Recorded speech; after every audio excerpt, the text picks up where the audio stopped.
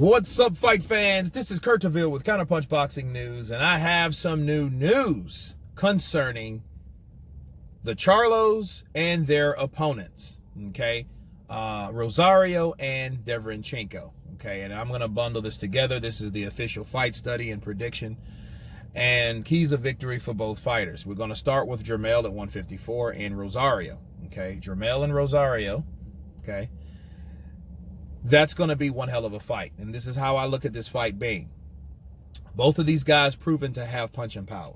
They both prove to have the type of power that can get you out of there. However, Jermell hasn't been in there with a puncher like Rosario.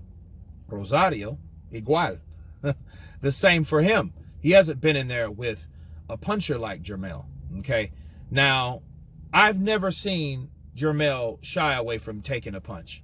For both fighters, both Charlos, they have a chin on them. Okay, they can take some punishment. They can take a boxing lesson, or they can take hard punches. However, these type of punchers facing each other is going to prove two things. One, can they take each other's punching power?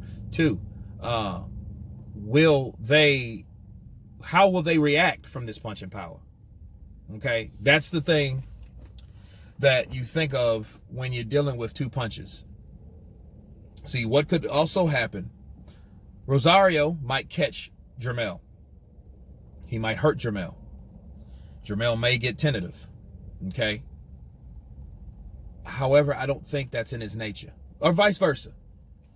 I don't think that's in someone. You think about Jermell Charlo. He's brash, he's in your face, he's very aggressive, but then everyone has a plan until you get hit. I think both of these guys may be worried about each other's punching power, especially when they feel it. And if they feel it, it depends on how they feel it, what they feel when they feel, and what they're going to do to get back. Because if they're both punchers, it's like, okay, well, you hit me, pretty good punch. Let's see what I can do to you. Okay, so these guys, I feel, it's going to go 12 rounds unless one of them knocks each other out with a punch they don't see. Because again, the chin's there, the durability's there, the punching power's there for both guys. So I feel that they may beat each other to 12 rounds, beat the crap out of each other for 12 rounds, or someone's going to get careless and get knocked out. And it's always the punch you don't see. Okay, but if I had to give it to someone, and I actually had to give it to someone, they both have one loss. So it's a hard card to pull, because you got, so they both know defeat.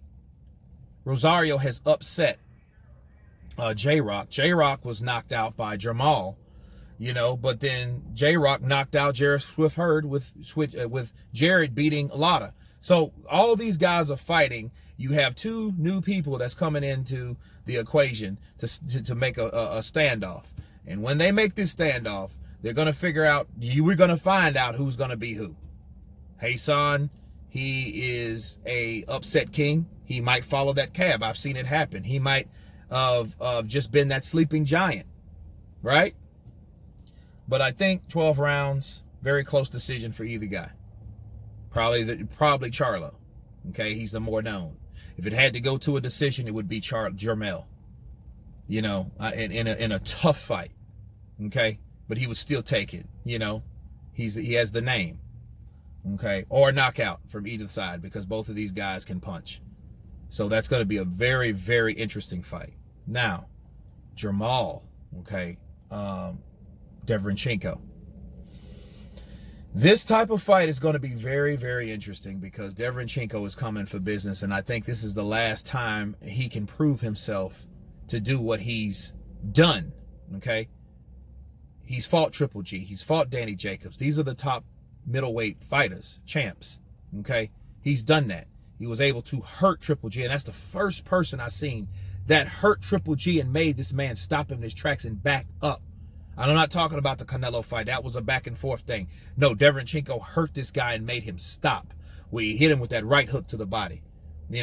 And one thing I noticed about Jermall, Jermall, again, just like his brother, he's a tough guy. He can take punches. He ate those curl ball punches all night. They were counters, okay? And a lot of them he didn't see, but he took them and he ate them. But what happens when you got a guy that has a steel jaw, a very durable chin like Jermall Charlo, okay? What happens when that guy, Derevyanchenko, goes to the body? What happens at that point? When he starts breaking down Jermall, the bigger, stronger, tougher, younger, fresher fighter, but this younger, stronger, fresher fighter hasn't been hit and assaulted to the body like that before. Because see, this is Jermall's coming out party. Look, between these two brothers could actually lose. Okay? They could lose. And I'm telling you they could lose. But Jermall, I see the only way him beating Derevyanchenko is knocking him out. Can Derevyanchenko, does he have a better chin than Jermall? No, I don't think so. But Derevyanchenko's a beast by himself. Okay, so he's championship status quality. So what'll happen if he works and breaks down Jermall before Jermall lands that huge punch that gets him out of there?